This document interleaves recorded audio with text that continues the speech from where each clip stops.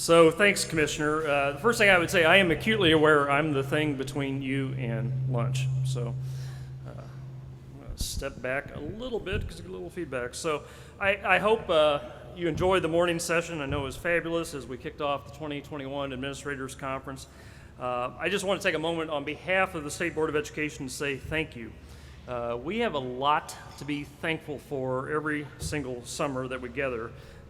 We know that just by the fact that you're here, that you're sacrificing time away from your family, but we know you're doing that to serve 900,000 students across our state, day in and day out.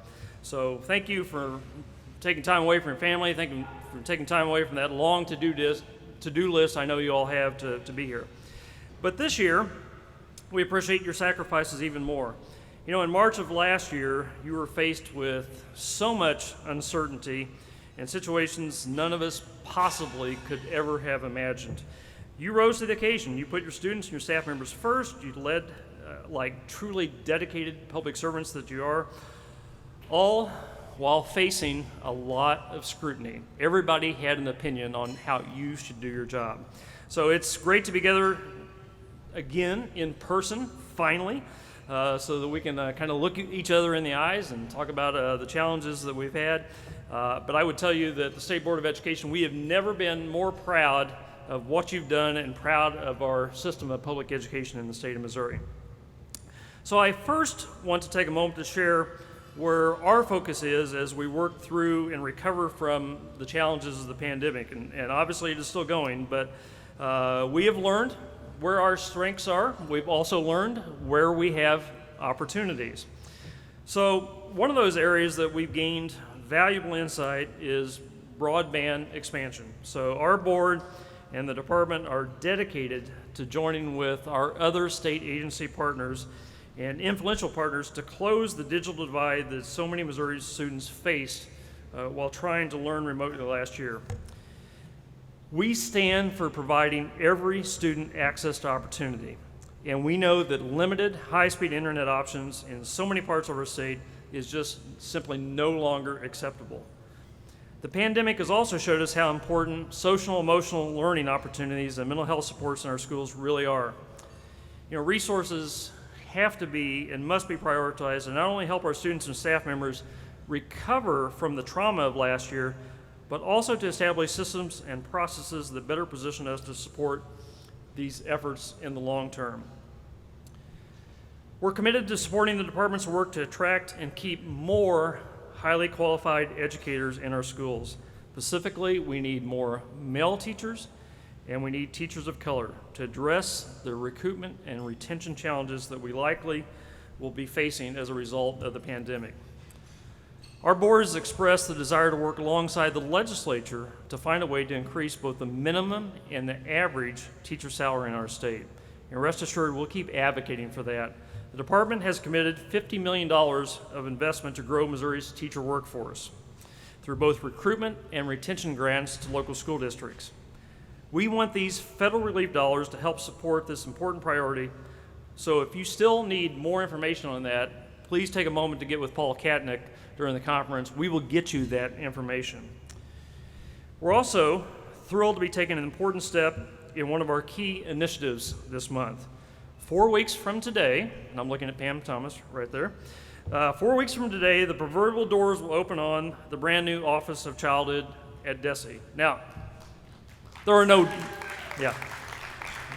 there's only one member of the legislature that helped make that happen, but I would tell the legislature there's no new doors. We didn't build a new building to do this, but Pam is opening up that office. And the board and the department are passionate about providing every Missouri family access to early learning opportunities, early quality learning opportunities. And we know as a fact there's just no bigger win for this state than ensuring quality early education. I couldn't, frankly, and Kayla, please pass along, I couldn't be more proud of our governor. I couldn't be more proud of our legislators, say Representative Shields, who helped lead this effort, that we have moved this state forward on this issue. This will pay dividends for decades and generations to come of what we have done to move early childhood forward.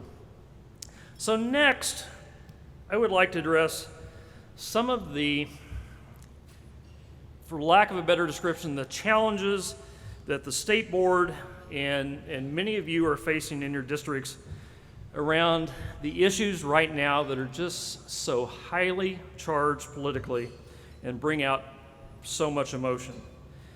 There has been a lot of discussion recently about how and who make decisions regarding 900,000 students served by our public education system in the state of Missouri.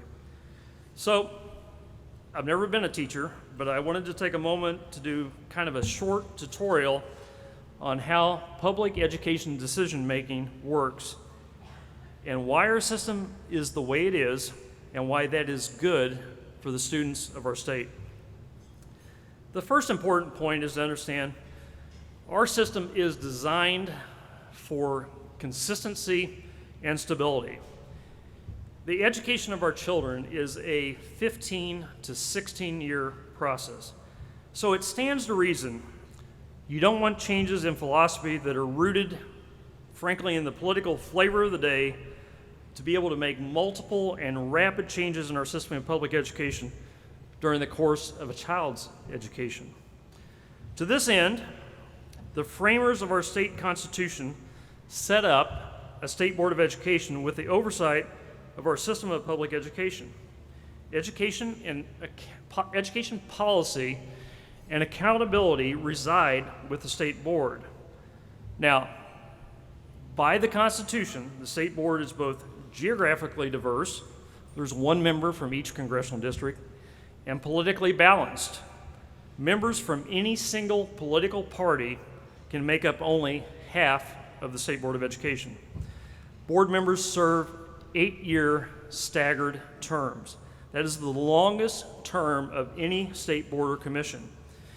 And while the board is appointed by the governor and confirmed by the Senate, the 8-year terms and the staggered terms were envisioned so that no individual governor could pack the state school board.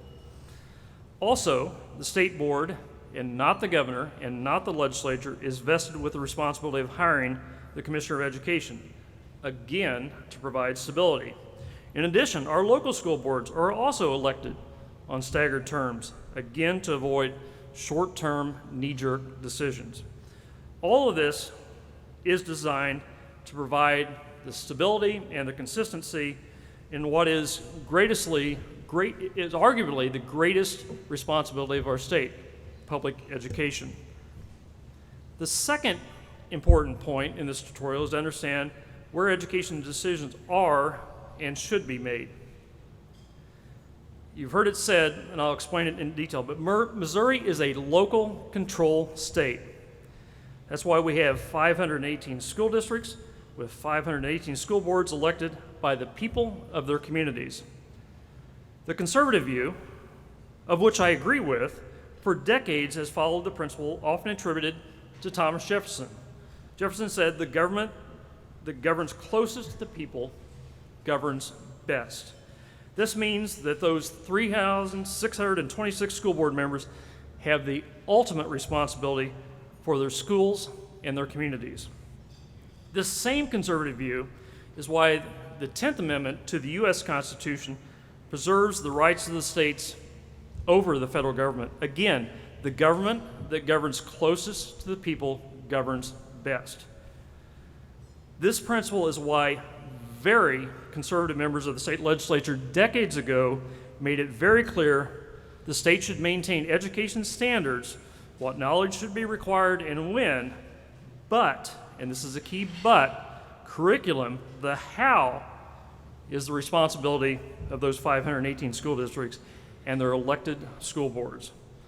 So today, when I hear the outcry that curriculum, masking decisions, vaccination decisions should somehow be decided by either the state legislature or the State Board of Education, it is in stark contrast to the principles that the framers of the state's constitution and conservative legislators decades ago fought so hard to preserve.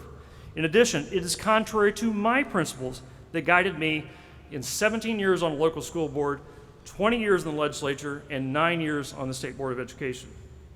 So the point of all this, some have criticized DESE, our commissioner, our state board, that we are using local control as an excuse. Local control is not an excuse. It is a principle, it is a conservative principle, and it is a principle rooted in the history of our state.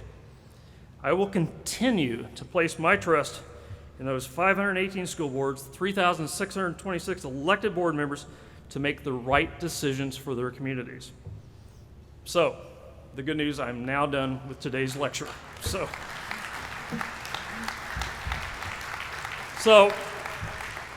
the fun part today and the inspirational part is when we're going to hear the stories about our special guests here that are in front of me that are the stories that are exactly what you need to hear. You know, this is kind of the highlight of the year for me. I'm always revitalized by that portion of the program as we recognize our pioneers in education.